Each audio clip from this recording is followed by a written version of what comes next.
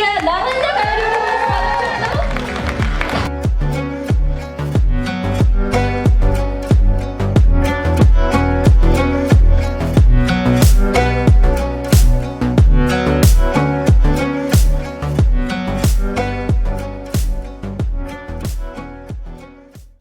ഇപ്പോഴത്തെ കാലഘട്ടത്തിൽ നമ്മൾ ബ്ലാക്ക് ആൻഡ് വൈറ്റ് സിനിമയാണ് വീണ്ടും പണ്ട് കണ്ട് മറന്ന കുറേ സംഭവങ്ങൾ ഈ സിനിമയിൽ നമ്മൾ പ്രതീക്ഷിക്കുന്നു.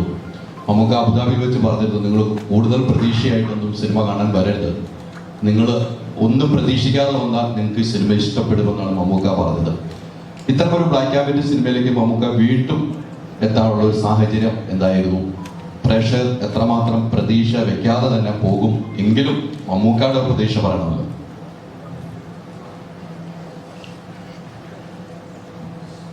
ഒന്നും പ്രതീക്ഷിക്കാതെ എന്ന് ഞാൻ പറഞ്ഞിട്ടില്ല. അതായത് നിങ്ങൾ ഒരു കാര്യങ്ങൾ തീരുമാനിച്ചു വരുന്നത് കഥ എങ്ങനെയായിരിക്കും, നിങ്ങളൊരു കഥ ഉണ്ടാക്കി വരുന്നേ ഞാൻ പറഞ്ഞു.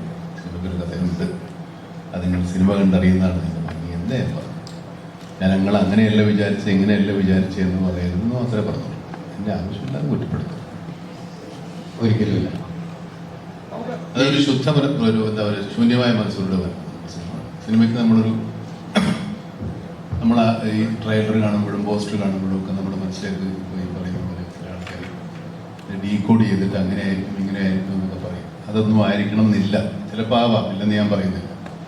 പക്ഷേ അതുകൊണ്ടൊരു സിനിമ കാണുമ്പോൾ നമുക്ക് അതിനോട് ത്രില്ല് നഷ്ടപ്പെട്ടു പോകരുത്. അതുകൊണ്ടാണ് ഞാൻ പറഞ്ഞത്, നിങ്ങൾക്ക് വേണ്ടി ഞാൻ പറഞ്ഞത്. സിനിമ കാണുമ്പോൾ സിനിമ ഇനി ഒന്നും മാറ്റാൻ നോക്കിയാലേ, സിനിമ ഓൾറെഡി ആയിപ്പോയി.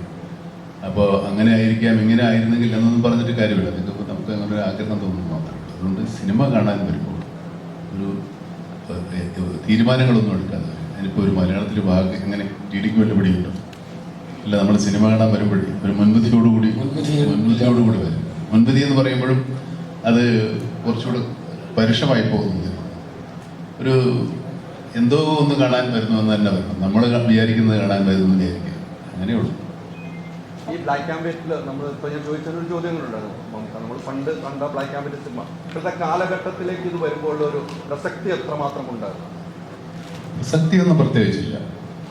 അത് ബ്ലാക്ക് ആൻഡ് വൈറ്റിൽ എടുക്കുക, ഇതൊരു കാലഘട്ടത്തിന്റെ സിനിമയാണ്. സിനിമ ഇല്ലാതിരുന്നൊരു കാലമായിരിക്കും അല്ലേ?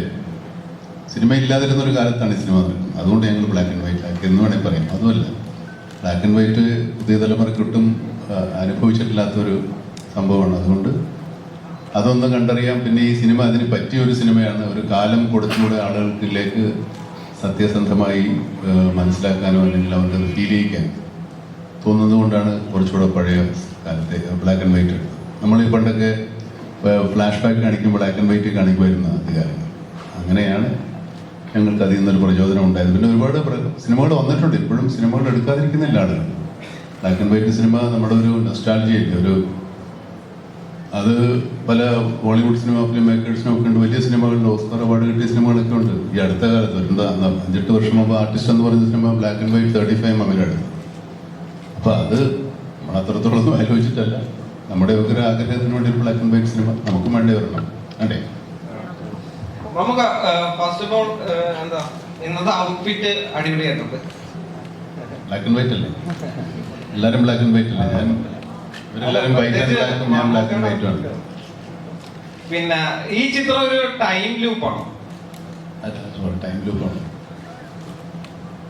ട്രെയിലർ കാണുമ്പോൾ അങ്ങനെ തോന്നിയിട്ടുണ്ടാവും, പക്ഷെ അത് ടൈം ലൂപ്പ് ഒന്നുമല്ല. പക്ഷെ അത് നല്ല കുറച്ച് എക്സ്പെരിമെന്റൽ പരിപാടിയുണ്ട്. നിങ്ങളത് കണ്ട് എക്സ്പീരിയൻസ് ചെയ്യാന്നുള്ളതാണ്.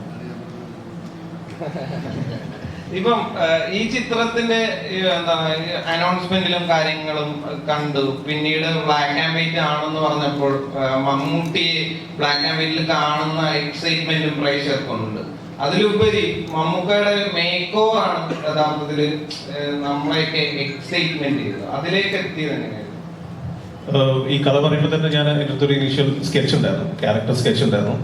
അത് ഞാൻ മമ്മൂക്കിക്ക് കാണിച്ചു കൊടുത്തു. അപ്പോൾ അവിടുന്ന് കുറച്ച് സ്ക്രിപ്റ്റ് റീഡിങ്ങിൻ്റെ ഡിസ്കഷനും അതിൻ്റെ ക്യാരക്ടർ ഡിസൈനൊക്കെ ആയി വരുമ്പോൾ തന്നെ ഒരുപാട് ഡിസ്കസ് ചെയ്ത് നമുക്ക് ഇങ്ങനെ ചെയ്യാം, ഇങ്ങനെ ഒരു മേക്ക് ഓവർ കൊണ്ടുവരാം എന്ന് പറഞ്ഞിട്ടാണ്. ഇതൊരു പീരിയഡ് ഫിലിം ആയതുകൊണ്ട് ഒരു കുറച്ചു കാലം മുമ്പ് നടക്കുന്ന കഥയായത് ഇങ്ങനത്തെ ഒരു ക്യാരക്ടർ വന്ന രസമായിരിക്കും എന്ന് തോന്നി. അപ്പം നിങ്ങൾക്ക് എല്ലാവർക്കും ഇഷ്ടമായില്ല ഈ ക്യാരക്ടർ? നമുക്ക് ഒരു ഘട്ടമില്ലാണ് പറഞ്ഞൊന്നും മനസ്സിലായി. 2-3 ദിവസം കൂടുതലേ ഉള്ളൂ.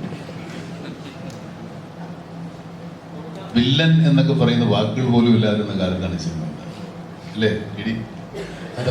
അങ്ങനെ ലക്ഷ്മീരൻ നാടകങ്ങളൊക്കെ ഉണ്ടാവും, പക്ഷെ അങ്ങനെയല്ല. എന്നാൽ നമ്മൾ സാധാരണ കാണുന്ന ദുഷ്ടകഥാപാത്രങ്ങളെ വില്ലൻ എന്ന് വിളിക്കുന്ന കാലം ഉണ്ടായിരുന്നു എനിക്കറിഞ്ഞൂടെ. ഞാൻ അടുത്ത കാലത്ത് ജനിച്ചവരാണ്.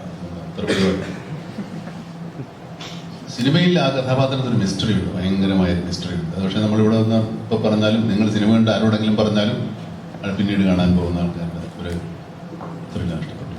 അതുകൊണ്ട് ഇത് വില്ലനോ നായകനോ അങ്ങനെ സിനിമയിലുണ്ടോ? വില്ലനും നായകനോ ഒന്നുമില്ല കഥാപാത്രങ്ങളിൽ.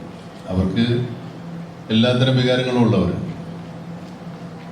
പിന്നെ ഇത് ധർമ്മം അധർമ്മം അതൊന്നും ഉള്ള സിനിമയാണെന്ന് പറയാൻ പറ്റില്ല. അതൊക്കെ നിങ്ങൾ കണ്ടെത്താം. ഒരു കലാസൃഷ്ടിക്ക് എപ്പോഴും പ്രേക്ഷകനിലാണ് കൂടുതൽ അതിൻ്റെ ആസ്വാദനം കൂടുതൽ. സംവിധായകനോ കഥാകൃത്തോ അല്ലെങ്കിൽ നടന്മാർക്കോ ഉള്ളതിനേക്കാൾ കൂടുതൽ രസം അനുഭവിക്കുന്നത് പ്രേക്ഷകർ. അതൊട്ടും കളയാതെ ചോരാതെ പോവുക എന്നുള്ളതാണ്, നോക്കുക എന്നുള്ളതാണ് സംവിധായകൻ്റെ. അത് നമ്മൾ പരമാവധി ശ്രമിച്ചിട്ടുണ്ട്. പിന്നെ സിനിമ രസിക്കുക എന്നുള്ളത് പ്രേക്ഷകരുടെ കടമയാണ്, അവരുടെ തീരുമാനം.